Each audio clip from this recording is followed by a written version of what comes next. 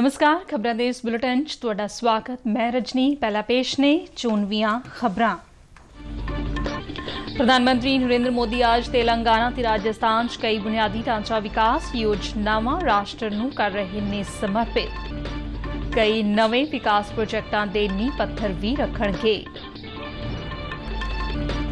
Petroleum ਅਤੇ ਕੁਦਰਤੀ gas ਮੰਤਰੀ ਹਰਦੀਪ ਸਿੰਘ ਪੁਰੀ ਨੇ ਕਿਹਾ ਹੈ ਕਿ 20% ਈਥਾਨੋਲ ਵਾਲਾ ਪੈਟਰੋਲ 20 ਸਾਲ 2025 ਤੱਕ ਪੂਰੇ ਦੇਸ਼ 'ਚ ਉਪਲਬਧ ਹੋਵੇਗਾ। ਕੇਂਦਰੀ ਮੰਤਰੀ ਸ਼੍ਰੀ ਡਾਕਟਰ ਜਤਿੰਦਰ ਸਿੰਘ ਅਨੁਸਾਰ ਭਾਰਤ ਕੋਲ ਗ੍ਰੀਨ ਹਾਈਡਰੋਜਨ ਬਰਾਮਦਕਾਰ ਬਣਨ ਦੀ ਸਮਰੱਥਾ।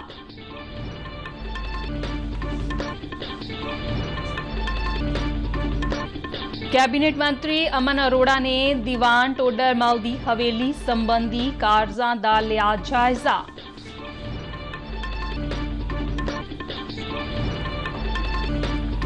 पीवी सिंधु अते लक्ष्य सेन कैनेडा ओपन बैडमिंटन मुकाबले दे सैमीफाइनल च पुजे। हुण खबरां विस्तार नाल। प्रधानमंत्री नरेंद्र मोदी हुण तो थोड़ी देर बाद तेलंगाना दे वारंगल विच कई बुनियादी ढांचा प्रोजेक्टां दा नींह पत्थर रखणगे। प्रसिद्ध भद्रकाली मंदिर दे दर्शन तो बाद प्रधानमंत्री वर्चुअल ढंग नाल 6000 करोड़ रुपए दी बुनियादी ढांचे दी प्रोजेक्टां दा नींह पत्थर रखणगे। प्रधानमंत्री हनकोंडा दे आर्ट्स कॉलेज मैदान च इक जनसभा नूं भी संबोधन करनगे। प्रधानमंत्री नरेंद्र मोदी आज शाम राजस्थान के बीकानेर विच 24,300 करोड़ रुपए तो वध दे कई विकास प्रोजेक्टां दा उद्घाटन करनगे अते नींह पत्थर रखणगे। प्रधानमंत्री अमृतसर राजमार्ग आर्थिक लांघे दे 6 मार्गी ग्रीनफील्ड एक्सप्रैसवे सैक्शन राष्ट्र नूं समर्पित करनगे। ओह ग्रीन एनर्जी कोरीडोर लई विकसित की जा रही अंतरराजी ट्रांसमिशन लाइन दे पहले पड़ाव समेत लगभग 10,950 करोड़ रुपए दे कुछ होर प्रोजेक्टां दा उद्घाटन भी करनगे। प्रधानमंत्री लगभग 450 करोड़ रुपए की लागत नाल विकसित किए जाने वाले बीकानेर रेलवे स्टेशन के पुनर्विकास कार्यां का उद्घाटन करनगे। इस प्रोग्राम तो बाद बीकानेर नेड़े एक जनसभा नूं भी संबोधन करनगे। अमृतसर जामनगर ग्रीनफील्ड एक्सप्रैसवे सूबे दीआं आर्थिक सरगर्मियां नूं हुलारा देवेगी। केंद्रीय पेट्रोलियम और कुदरती गैस मंत्री हरदीप सिंह पुरी ने कहा है कि E20 पेट्रोल बेचने वाले विशेष फ्यूल स्टेशन 2025 तक पूरे भारत में उपलब्ध हो जाएंगे। उन्होंने इंडियन मर्चेंट्स चैंबर्स की सालाना मीटिंग नूं वर्चुअल ढंग नाल संबोधन किया। उन्होंने दस्सिया कि अजिहा पहला केंद्र इस साल फरवरी में खोलिया गया सी। इस तो बाद इन्हां दी गिनती 600 तो वध हो गई है। E20 पेट्रोल में 20% इथानोल मिलाया जांदा है। उन्होंने दस्सिया कि 2013-14 विच इथानोल दा मिश्रण वाला 38 करोड़ लीटर पेट्रोल तैयार किया गया सी, जिहड़ा 2021-22 विच 433 करोड़ लीटर तक पुज गया है। केंद्रीय मंत्री ने दस्सिया है कि बायोफ्यूल वेचण वाले केंद्रां दी गिनती 60,000 नूं पार कर गई है। खेतीबाड़ी और किसान भलाई मंत्री नरेंद्र सिंह तोमर ने नवी दिल्ली में चिंतन शिविर का उद्घाटन किया। इस प्रोग्राम में खेतीबाड़ी और किसान भलाई राज मंत्री कैलाश चौधरी और शोभा करंदलाजे मौजूद रहे। इस मौके बोलदियां खेतीबाड़ी मंत्री ने कहा कि भारतीय अर्थचारे विच खेतीबाड़ी की अहम भूमिका है। उन्होंने कहा कि भारत ने कोविड महामारी दौरान अनाज की सप्लाई निर्विघन नूं यकीनी बना के कई होरनां देशां दी भी मदद की थी। चिंतन शिविर दौरान जलवायु अनुकूल खेती, खेतीबाड़ी विच निजी खेतर दा लाभ, खेतीबाड़ी विच डिजिटल टैक्नोलॉजी दी वरतों, खेती उत्पादां दी बरामद वधाउण अते खेती कारोबार करण विच आसानी वर्गे वख-वख मुद्दिआं ते चर्चा की जा रही है। विज्ञान और टैक्नोलॉजी मंत्री डॉक्टर जतिंदर सिंह ने कहा है कि भारत कोल ग्रीन हाइड्रोजन बरामदकार बनने की समर्था है। डॉक्टर जतिंदर सिंह ने नवी दिल्ली विखे ग्रीन हाइड्रोजन 2023 ते कौमांतरी कॉन्फ्रेंस नूं संबोधन किया। उन्होंने कहा कि प्रधानमंत्री नरेंद्र मोदी ने लगभग $2.4 बिलियन के बजट खर्चे नाल कौमी ग्रीन हाइड्रोजन मिशन नूं मंजूरी दी है। उन्होंने कहा है कि इस साल 2070 तक जीरो कार्बन निकासी के टीचे नूं हासिल करन दीआं चुनौतियां दा सामना करने लई भारत के दृढ़ संकल्प नूं दर्शाउंदा है। उन्होंने कहा है कि देश के मजबूत स्टार्टअप्स इकोसिस्टम कारण हाइड्रोजन मिशन विच रोजगार पैदा करन दीआं अपार संभावनावां ने। इस मौके संबोधन करदਿਆਂ ਪੈਟਰੋਲੀਅਮ ਅਤੇ ਕੁਦਰਤੀ ਗੈਸ ਮੰਤਰੀ ਹਰਦੀਪ ਸਿੰਘ ਪੁਰੀ ਨੇ ਕਿਹਾ ਹੈ ਕਿ ਸਰਕਾਰ ਨੇ ਗ੍ਰੀਨ ਹਾਈਡਰੋਜਨ ਦੇ ਵਿਕਾਸ ਲਈ ਯੋਗ ਪ੍ਰਬੰਧ ਕੀਤੇ ਨੇ।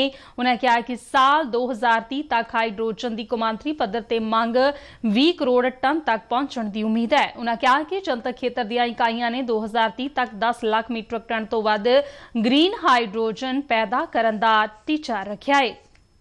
महात्मा गांधी कौमी पेंडू रोजगार गारंटी एक्ट तहत नोटिफाई की मजदूरी दर नूं वधा के गैर हुनरमंद खेतीबाड़ी कामे वाली पंजाब वालों नोटिफाई की दर 381 रुपए तो वध करन दी मांग की।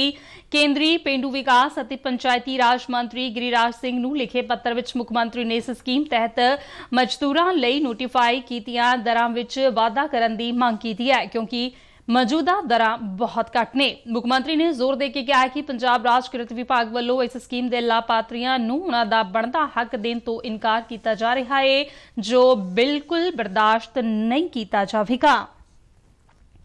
कैबिनेट मंत्री अमन अरोड़ा ने ऐतिहासिक दीवान टोडरमल हवेली ते चल रहे रख रखाव के कामों का जायजा लिया। इस मौके उन्होंने कहा कि फतेहगढ़ साहब की धरती का सिख इतिहास में अहम स्थान है और यह धरती दसम पिता साहब श्री गुरु गोबिंद सिंह जी के छोटे साहिबजादिया बाबा जोरावर सिंह, बाबा फतेह सिंह और माता गुजरी जी दीवान टोडरमल जी ने साहिबजादिया और माता गुजरी जी के अंतिम संस्कार लिए उस समय मोहर लगा के जगह खरीदी और उन्होंने दा नाम इतिहास विच सुनहरी अखरां विच लिखिया गया। उन्होंने कहा कि इतिहासिक इमारतां नूं नौजवान पीढ़ी लई विरासत वजों संभालिया जा रहा है तां जो नौजवान पीढ़ी इसकी महत्ता तो प्रेरणा लै सके। दीवान टोडरमल हवेली वर्गिया इतिहासिक इमारतां साडे अमीर विरसे नूं दर्शाउंदियां ने, जिस नूं संभालना साडा फर्ज है। दीवान टोडरमल जी का इतिहास विच विशेष स्थान है और उन्हां दी विरासती महल अज भी सानूं अपने हकां अते सच लई लड़न लई प्रेरित करदी है। माल मंत्री ब्रह्म शंकर जिंपा ने माल विभाग नाल संबंधित लोकां दी शिकायतां दा मौके ते निपटारा करन लई जलंधर तो पहली जन माल लोक अदालत की शुरुआत की, जिस विच 500 तो वध लोकां ने हिस्सा लिया। इस जनमाल लोक अदालत दौरान 816 इंकाल केसां दा मौके ते फैसला किया गया ते 90 अजिहियां शिकायतां प्राप्त होईयां, जिन्हां दे जल्द निबेड़े लई माल मंत्री वल्लों संबंधित अधिकारियों नूं लोड़ींदे दिशा निर्देश दिते गए।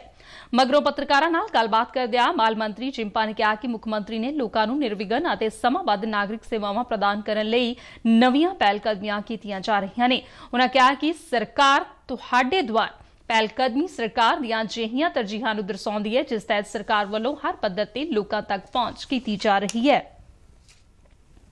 भारत के लॉ कमिशन ने यूनीफॉर्म सिविल कोड नाल संबंधित फर्जी व्हाट्सएप संदेशों कॉलों ते सुनेहियां तो लोकां नूं सावधान किया है। एक बयान विच कमिशन ने स्पष्ट किया है कि अजिहे SMS सुनेहियां कॉलों अते संदेशों का कमिशन नाल कोई लेना देना नहीं है।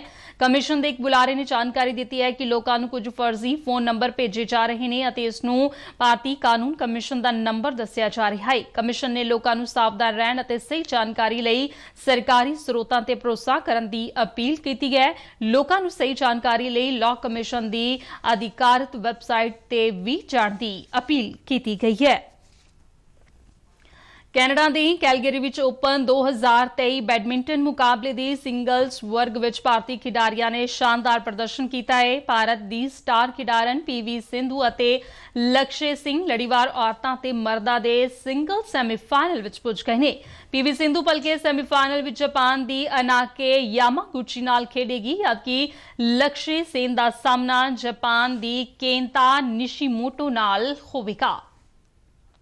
इस दे नाल ही खबरां दा बुलेटिन खत्म होया। दिओ आग्या, नमस्कार।